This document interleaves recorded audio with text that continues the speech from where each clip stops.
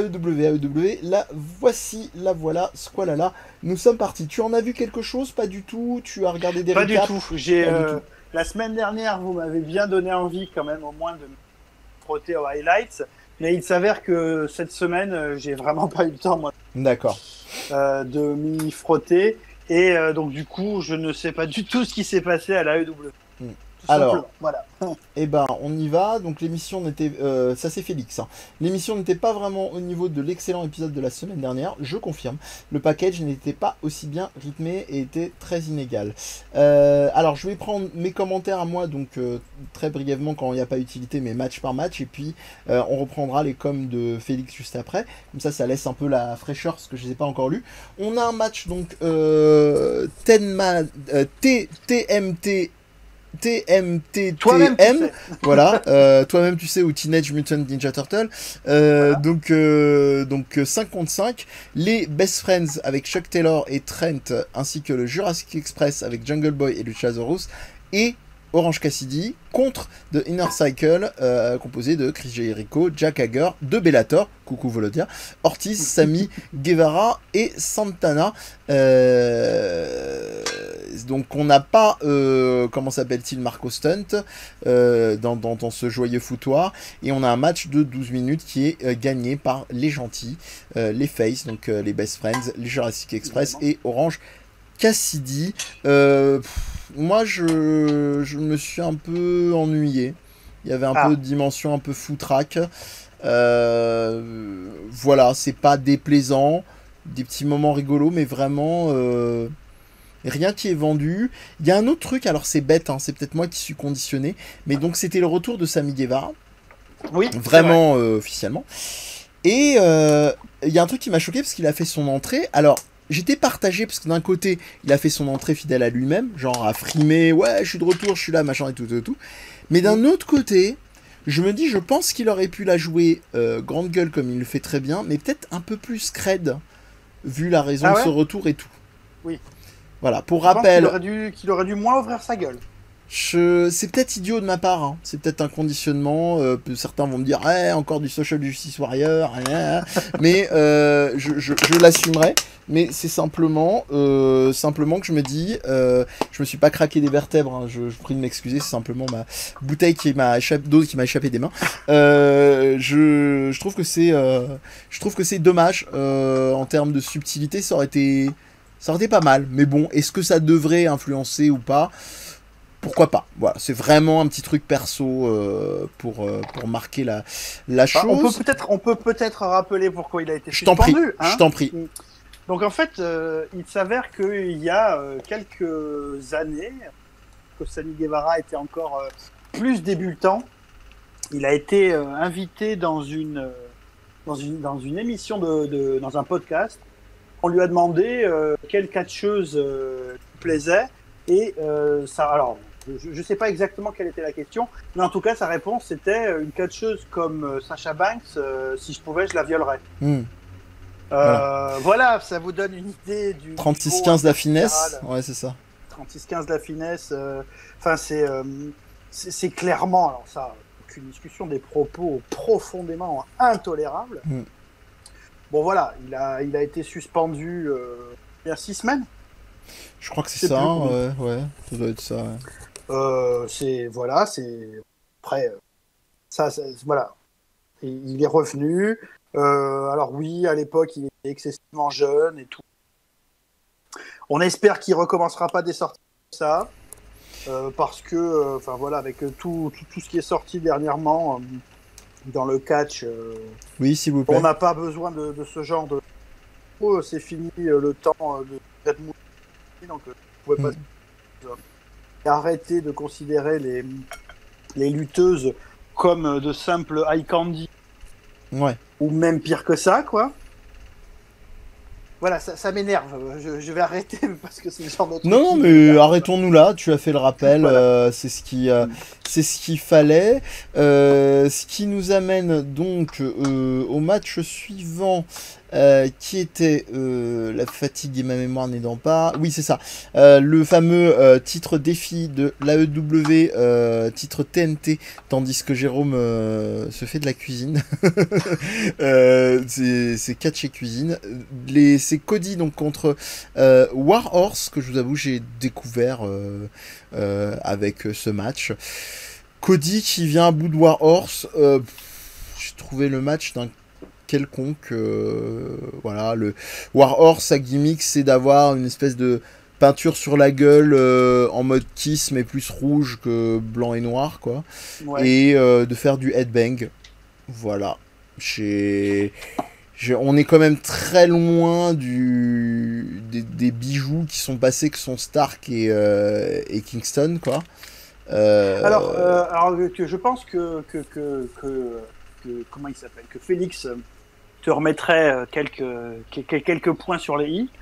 Je pense pas qu'on ait vu les choses les plus intéressantes de Warhorse. Voilà, c'est ça. Ah bah peut-être que dans ces remarques effectivement qu'on lira tout à l'heure, tu as peut-être raison, Alors je n'ai évidemment pas vu le match. Ouais. Mais Warhorse quand même, c'est pas. Ah, tu le connais quand même un peu de réputation, ouais. Ouais, j'ai vu 2-3 trucs, j'ai lu des choses.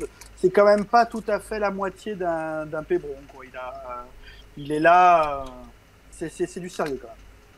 C'est du sérieux, c'est du solide. Du coup, je me demande au final, l'idée c'est quoi? C'est que ils vont faire passer plein de gens et tous ceux qui vont lui plaire, il va peut-être demander à les signer. Quelle est l'idée derrière? Bah, il y a un peu de ça, plus le fait que, que ça marche aussi. Ouais.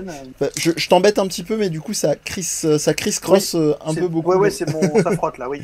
Oui, il y aura un match toutes les semaines, c'est clair. Alors, je sais pas jusqu'à quel point est-ce qu'ils vont tenir ouvert comme ça ce titre-là, probablement jusqu'à ce qu'il y ait quelqu'un d'autre qui prenne le relais.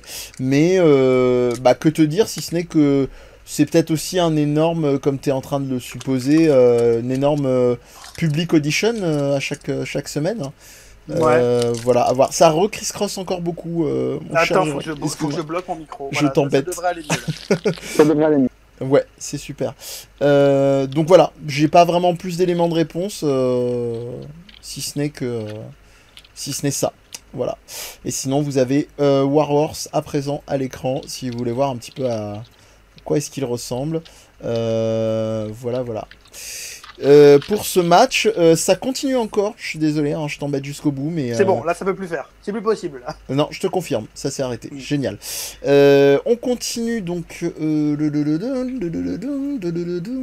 avec le titre tag team donc détenu par Adam Page et Kenny Omega contre The Dark Order composé de Evil Uno et Stu Grayson. Alors enfin. J'ai envie de dire, la soirée commence, quoi. Un match décent. Il n'est jamais trop tard. Il n'est jamais trop tard. Avec... alors, attendez que je retrouve... Qu'est-ce que je voulais dire parce qu'on a eu un retour, une arrivée même. Alors, de qui s'agit-il? Que je retrouve ces différentes alias. Ouais. Ah, c'est pénible. Je ne les vois plus. Mais on a donc à la fin Monsieur Mister Bourdilly l'a eu mauvaise de voir sa team et son Dark Order entachés. Donc il commençait à se dire je vais lâcher non pas les chiens mais mes émissaires sur la team à Kenny sur la team à Kenny et Adam Page ainsi que les Young Bucks qui les avaient rejoints sur le ring voyant le truc un petit peu s'échafauder et en l'occurrence donc là ils sont donc assistés. Alors je m'en veux parce que je peine un petit peu à vous retrouver les noms. mais j'ai pas envie non plus de vous dire des bêtises. Au pire, j'y reviendrai après. Ou ce qu'on va faire encore plus simple pour garder du rythme, on verra si Félix l'évoque un peu plus tard. Donc on va continuer sur le match suivant. En tout cas, vous avez le résultat de ce match-ci. On a donc un match sans mise en liste du titre de Hikaru Shida contre Diamante. Très quelconque. Très quelconque. Voilà, il n'y a vraiment pas de montée. Le match fait 6 minutes. Ah, ouais. Super. Voilà. Qu'est-ce que c'est que ça? Mais c'est quoi ce booking à la je comprends pas. Je comprends pas. Bon, après, c'est pour préparer le terrain à Diamante qui vient d'arriver, mais il y a d'autres manières de le faire, quoi. Et je suis. Voilà. Non, mais dans ces cas-là, ne la fait pas affronter immédiatement Hikaru Shida. Par exemple. Voilà. Ils lui ont fait affronter Ivalis la semaine précédente. Le match était déjà pas supra foufou. Donc voilà. Et on arrive déjà en fait à la fin de la soirée avec le Tornado Tag Team Match. Je savais même pas qu'il avait ce nom-là. De Darby Allin et Jon Moxley qui viennent à bout de Brian Cage et Ricky Starks. Alors, ça fait le job. C'est un match de 7 minutes. Qui s'éternise pas, qui continue de sceller, je pense, la nouvelle amitié des deux extrêmes, hein, Papin Extreme et Fiston et Fiston Freestyle, quoi. Ouais. Mais voilà, bon, vraiment rien de transcendant. Ça reste efficace. Stark est vraiment fait du bon boulot. On parlait du Allin Moxley qui marche bien, mais le Cage Stark marche bien aussi. Mais franchement, vu l'annonce du truc, la montée de la sauce et tout, je m'attendais vraiment à plus. Peut-être un peu trop, et encore plus vu le déroulement du reste de la soirée. Excuse-moi, je te laisse. La question que tout le monde se pose, est-ce que Brian Cage prend la Deep Prot? C'est une question qu'on se pose depuis longtemps, oui. Voilà. Peut-être que sans la Deep Prot, Brian Cage ne serait pas Brian Cage. Je pense que c'est des questions qu'on peut se poser. Je sais pas. Il était flippant quand il est, dans les périodes où il était le plus, comment dire, où il avait le plus travaillé. Moi, il m'a toujours fait peur en fait, Brian Cage. Au moins ça marche bien, quoi. Ah bah oui. Au moins, ça a le mérite de bien marcher. Mais qu'est-ce que je voulais dire ? Oui, c'est la question se pose. Ou alors, c'est simplement un physique incroyable, très très réceptif, à la, comment dire, au travail, voilà, à la hausse, à la prise de masse musculaire. Voilà, voilà vraiment dommage, j'ai envie de dire, un peu rendez-vous manqué, et surtout le final, il y a un truc un peu calamiteux à un moment avec Moxley et Darby Allin qui, je crois qu'ils ont fait une prise en simultané où Darby Allin a essayé un coffin, c'est coffin drop, c'est ça, hein, c'est ça. Qui était calamiteux, qui tombait, au lieu de tomber sur la personne, tombait sur son dos, enfin un truc, voilà, tu verras si tu trouves le highlight, mais très bizarre. Ce qui nous amène donc aux éclairages de ce cher Félix, on va voir ce qu'il en pense. Il nous disait donc sur le 5 contre 5 en ouverture, avec énormément d'infos pour les prochaines semaines de la part de Jericho. Je n'ai pas apprécié, mais rien de vraiment négatif à dire. On sent que la EW peine à approfondir la feud Jericho Orange Cassidy pour rebondir à l'absence confirmée de Mike Tyson pour All Out. Il y aura un match de boxe la semaine après le show. Ensuite, il nous dit au sujet des annonces, je trouve que la EW a vraiment trouvé une formule gagnante. Elle nous donne toujours une raison d'attendre le prochain épisode. Alors ça c'est vrai, je suis d'accord. Et de stimuler nos attentes en déclarant les 3-4 matchs poursuite de storyline sur lesquels on se centrera le show. Mais elle arrive quand même à laisser les bulles d'air d'improvisation pour s'attendre à des surprises ou à des promos inattendus. Cody contre Warhorse, justement, on en parlait, était correct mais sans plus. Le Warhorse est un bon talent en mode throwback, exagéré, mais mérite de s'aiguiser davantage, pas comme Eddie Kingston. Mais signez-le putain et faites un versus Brian Cage pour le titre FTW. Sur ce sujet, pourquoi signer de nouveaux talents Ah voilà, ça y est, j'ai enfin retrouvé son nom.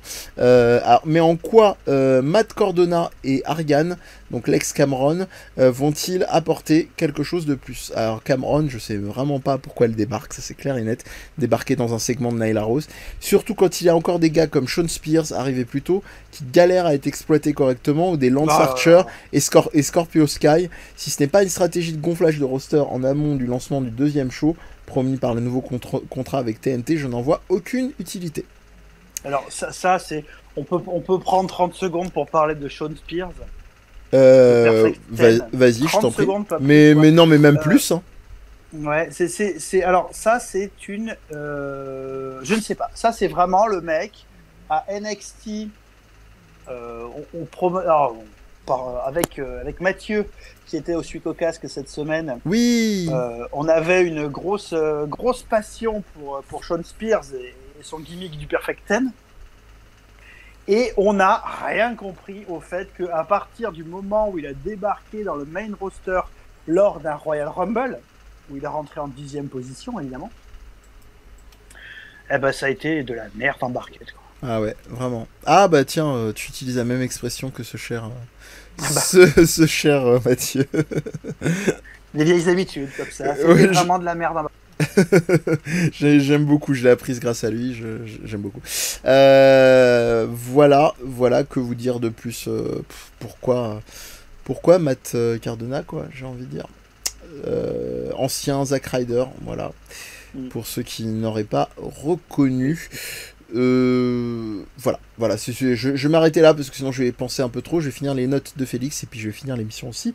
Le nouvel arc du Dark Order qui part vers la comédie mais sans l'influence de Colt Cabana me déplaît. Je ne comprends pas pourquoi ils ont laissé l'arc Cabana ou Cabana Cabana s'arrêter si facilement en cours de route, même s'il n'est pas annulé de toute évidence.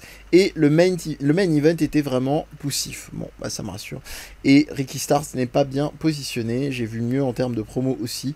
C'est aussi la cause de son mauvais positionnement selon moi. C'est une star solo qui doit passer son temps à charmer et frimer plutôt que de bolosser d'autres gus pour le compte d'un autre. Cependant, la promesse de Mox versus Aline m'enchante énormément. Quoique, j'ai peur pour Darby dans sa condition actuelle. Voilà pour ce show de la semaine et cette semaine dans son ensemble. Est-ce que tu as un dernier petit mot, mon cher Jérôme, avant qu'on se salue et qu'on se retrouve, je touche du bois la semaine prochaine. Il n'y aura pas de Stardom avant le 8 août. Ah ouais, si loin? Eh ouais. Ah là là, ça pique. C'est dur. ça pique, surtout au moment où je me dis, tiens, je vais peut-être m'y mettre. Bon, alors bah, attends, faut que je vous parle d'un détail technique très très précis. Ah, attention. En fait, donc quand tu prends un abonnement à Stardom World, tu rentres ton numéro de carte bleue, jusque-là tout va bien. Et en fait, il s'avère que si ta carte bleue périme, tu peux pas changer ton numéro de carte bleue. Donc en fait, tu es obligé d'attendre que ton abonnement prenne fin pour reprendre un abonnement. Et là, en fait, je me retrouve exactement dans cette situation-là. Ce soir, ma carte bleue que j'ai mise sur le site de la Stardom périme. Donc du coup, si je reprends un abonnement dès demain, je vais payer dès demain. Parce que en plus, quand tu reprends un abonnement, tu payes de suite et après, tu es prélevé le premier de chaque mois. Mais avec rien à voir. Parce que j'ai vu tout ce qui a été fait depuis Stardom is the Game, tu vois, donc tellement je me suis investi dans. Donc voilà, c'est juste pour vous dire que si jamais vous prenez la boost Stardom World, ça ne sert à rien, vous ne pourrez pas changer votre numéro de carte bleue. Laissez votre carte bleue périmée et refaites un abonnement. C'est chiant, mais que ça qui marche. Putain, c'est fou, quoi. Mais ouais. C'est quand même... J'hallucine, en fait, entre leur web design et leur truc de paiement. Le Japon, ils sont coincés, mais Moyen-Âge, quoi, c'est pas possible. Mais oui, mais de toute façon, tu le sais, le site. Ah, ça a coupé, excuse-moi. Tu disais, je le sais. Le New Japan World est affreux. Je vois pas de quoi tu parles. Mais ouais, je comprends pas. Je ne comprends pas. C'est quand même assez hallucinant de pas. Puis tu peux pas me dire, là, c'est vraiment de la politique de l'autruche, quoi. Tu peux pas me dire qu'on leur a pas fait la remarque, quoi. C'est pas possible. Pas possible depuis ces années qu'on leur ait pas fait la remarque. Enfin bref. Bon, et bah écoutez, comme vous l'avez vu, tandis que je m'amuse avec nos avatars et les bannières, vous savez que vous nous retrouvez, cette fois-ci ce sera à 20h pétante, parce que là, c'est comme la fois précédente où j'avais eu un impératif de boulot, mais vraiment, là c'était de la technique pure et dure, hein, Jérôme pourra en témoigner. Oh oui. J'ai essayé de bricoler tant bien que Saleté mal. de caméra. Saleté de caméra, ouais, je vais essayer d'arranger ça. Et puis au pire, de mettre un petit avatar pour pallier à tout ça et qu'on continue de voir nos bouilles, même si on voit pas la mienne. Voilà, on vous invite évidemment à vous abonner hein, au KatchaCast tous les vendredis. Mets des pouces bleus, 20h. mets des pouces bleus. Abonnez-vous surtout. Les pouces bleus, c'est cool, mais abonnez-vous, partagez. Soyez cool comme Jérôme, partagez. Et surtout, voilà, parlez-en autour de vous. S'il y a des gens qui aiment la chose catchesque, si rien à voir avec la chose catchesque, bah allez découvrir les univers de Death Podcast, parce qu'il y a plein de trucs. Il y a de la culture contemporaine en voiture, en voilà. Parce que oui, on est des oufs, on dit pas pop culture, parce que ça veut plus rien dire. Et en gros, vous pouvez nous retrouver sur tous nos réseaux, donc Insta, Twitter, Facebook. Et sur notre chaîne YouTube avec tout, oui j'ai bien dit ma bonne âme, tous les replays. Et en ce qui concerne le KatchaCast, bah il y a des pages dédiées, donc vous n'aurez même pas besoin, il y a tout bien rangé sur la page de KatchaCast où vous avez un YouTube, vous avez un Facebook, Twitter, Instagram également. Voilà, c'est tout pour nous. Jérôme, encore merci. Et puis a priori, même s'il n'y a pas Stardom, peut-être à la semaine prochaine. Ben, peut-être pour parler de la résistance. Ah bah avec grand plaisir. Allez, Eh oui. à plus, Allez. ciao. Ciao tout le monde.